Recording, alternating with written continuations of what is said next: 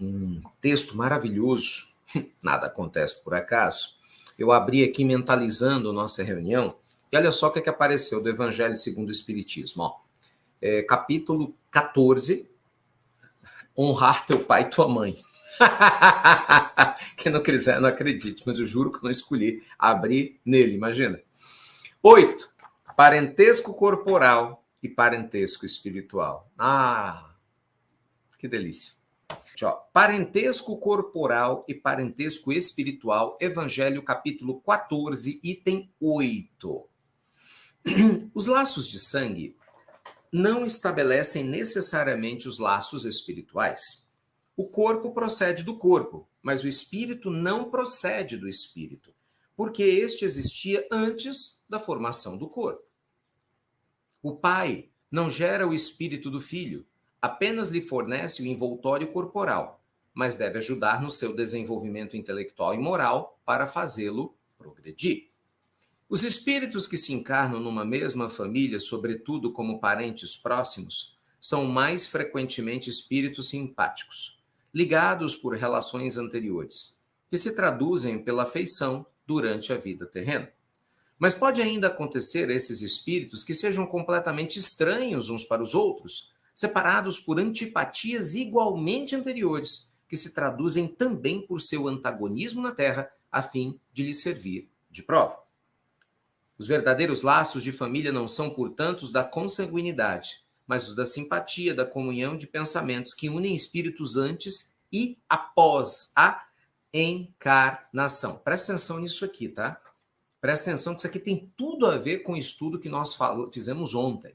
Tudo com aquela fala do irmão. Está até aqui, ó, o livrinho que eu usei ontem do irmão José, capítulo 28, Suor e Tempo. Tudo a ver. Tudo a ver. Quem participou do tratamento à distância ontem. Olha só a conexão. Deixa eu pegar aqui, acabei me perdendo aqui. Aqui, isso mesmo. Ó. Os verdadeiros laços de família não são, portanto, os da consanguinidade, mas da simpatia e da comunhão de pensamentos. De onde se segue que dois seres nascidos de pais diferentes podem ser mais irmãos do espírito do que se fossem pelo sangue. Podem, pois, atrair-se, procurar-se e tornar-se amigos, enquanto dois irmãos consanguíneos podem se repelir, como vemos, infelizmente, né, todos os dias. Problema moral, vê só o espiritismo que poderia resolver pela pluralidade das existências. Uau! Então, como nós combinamos, vamos conversar um pouquinho aqui, aí na sequência eu abro o espaço para responder as perguntas de vocês, os comentários e a gente aprender junto, tá bom? Gente, o que acontece? O parentesco corporal, ele chama muita atenção da gente, é lógico. Meu pai, minha mãe, né, assim, meus irmãos, meus primos, os laços consanguíneos, quem é sangue do meu sangue. Mas assim, com todo respeito, é uma tolice gigantesca quem entende um pouquinho da vida espiritual se apegar a essas questões. Porque a gente sabe que cada um de nós se atrai no campo da Terra com o objetivo de aprendermos uns com os outros.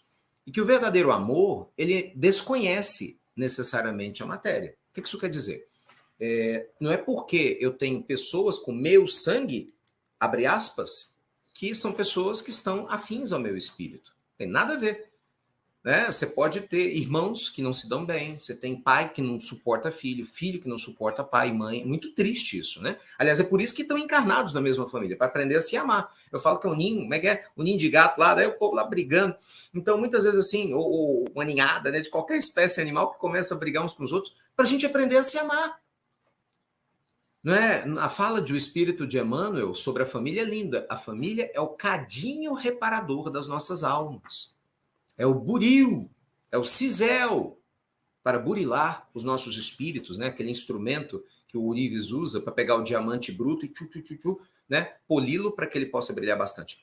Então, não raro, na nossa família, nós vamos atrair pessoas pela lei divina, pela encarnação, que nós não temos tanta afinidade. Entende? Por exemplo, você pode estar num casamento provacional. Aliás, a maioria dos relacionamentos afetivos são provacionais. Na Terra, no mundo de provas e expiações, infelizmente, é o que vigora. Então, assim, as pessoas se gostam, né? Não importa se a relação é heterossexual ou homossexual, não se trata disso. Os casais, muitas vezes, se gostam, mas a maioria ainda é em caráter provacional. O que é a prova? A lei divina une. Mas você vê que não é aquele amor leve, sereno, sábio, suave. Pelo contrário, não é à toa que a gente vê tanta briga, tanta discussão, tanta dificuldade uns com os outros, né? Muita gente fala, fiquei casado 50 anos, mas só Deus sabe os sapos que eu engoli, entendeu?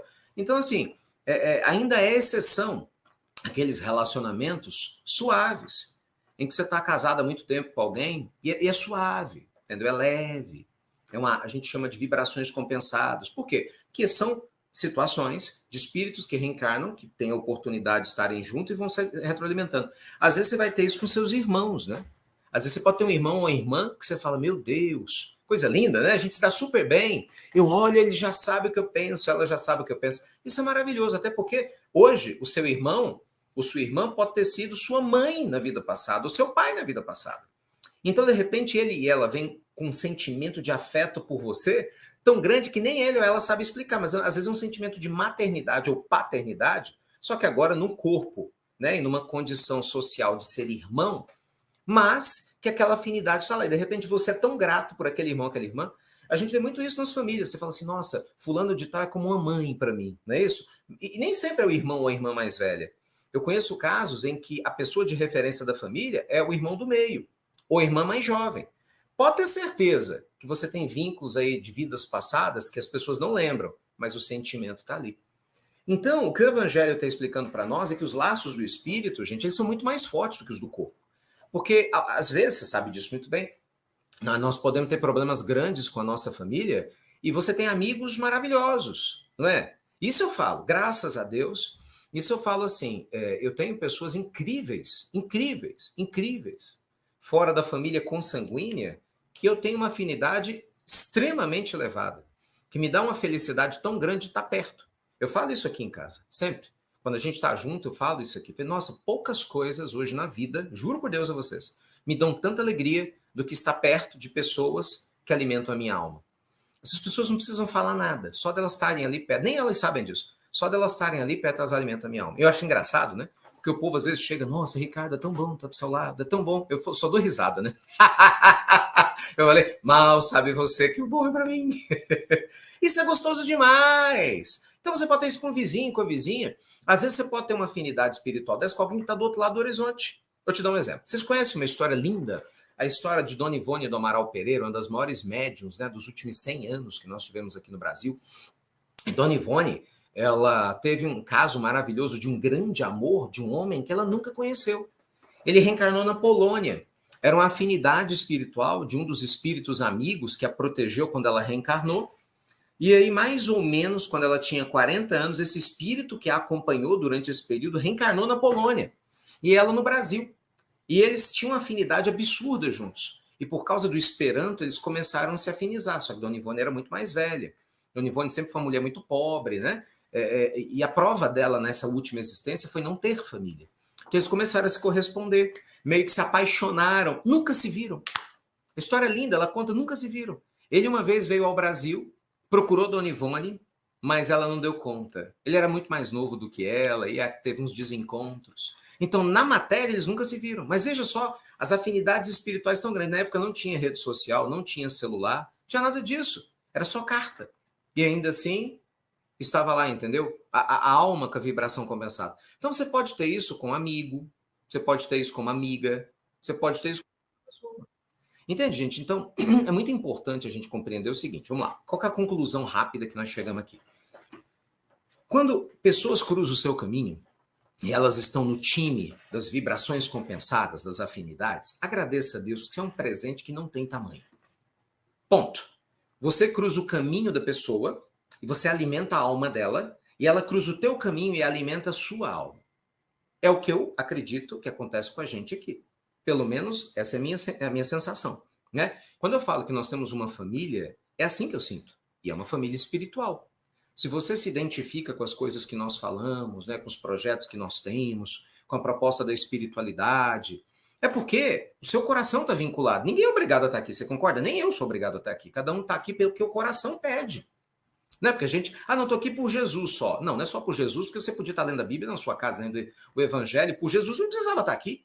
Você podia estar numa igreja agora fazendo qualquer outra coisa, numa casa espírita. Mas por algum motivo, você quer estar com Jesus, mas aqui. É o meu caso. Eu podia estar meditando, podia estar andando, podia fazer 1001 coisas. E eu ia estar com Jesus. Mas hoje eu quero me sentir com Jesus, com vocês. Então, por que isso acontece? Isso é afinidade. Você entende como isso é precioso? Cada um aqui está num país diferente, ou estado diferente, ou cidade diferente, ou pelo menos a maioria em endereços diferentes. Mas olha só, a gente se comunica, a gente confraterniza, a gente vibra uns pelos outros, não é? Isso é um presente gigantesco.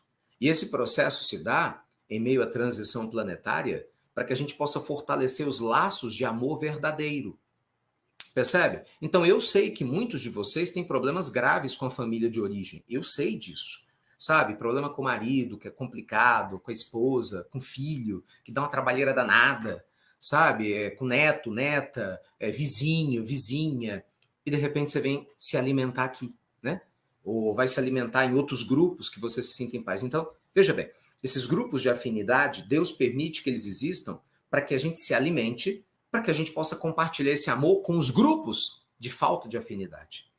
Então, aqui eu me alimento com você, para que eu possa compartilhar esse amor com algum desafeto ou com alguém que eu não tenha tanta afinidade na minha família ou do lado de fora.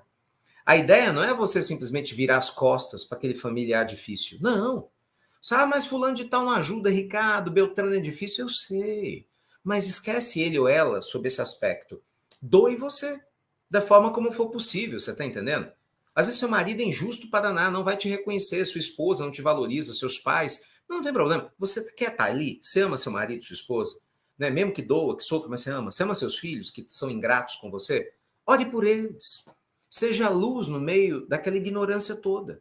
Lembra, Mohandas Karamchand Gandhi, nosso inesquecível Mahatma Gandhi, dizia: o amor de um é capaz de neutralizar o ódio de milhões.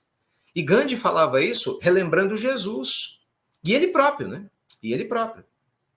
Então, seja você a flor de lótus no meio do pântano, em muitos lugares que estivermos. Eu espero que você não tenha pântanos ao seu redor, metaforicamente falando, né? Às vezes, mas é vida real, gente, bora lá, vida real, nós estamos no planeta Terra. Então, muitas vezes você vai ter um pântano na tua casa, quer dizer, você vai família, um rolo danado. Então, seja flor de lótus, entendeu? Ah, não, de repente o pântano é o teu casamento hoje, não tá legal? Seja sua flor de lótus.